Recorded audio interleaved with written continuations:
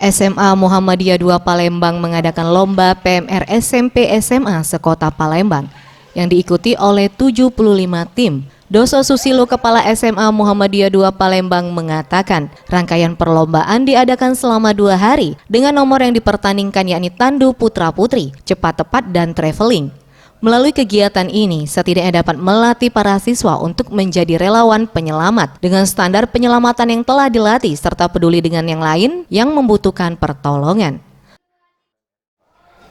Jadi kegiatan mereka ini memang banyak. Alhamdulillah, pertama melatih menjadi orang yang suka relawan dan juga melatih kepedulian terhadap lingkungan dan sebagainya.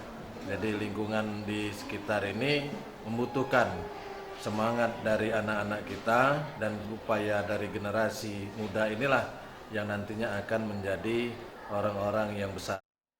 Nurhani Pratiwi, salah satu peserta, mengatakan untuk penyelamatan yang dilakukan adalah dengan mengamankan posisi korban dan berusaha untuk mengobati luka dengan cara diperban dan menelpon petugas kesehatan. Hal ini harus dilakukan terlebih dahulu sebagai prosedur keselamatan yang telah dipelajarinya.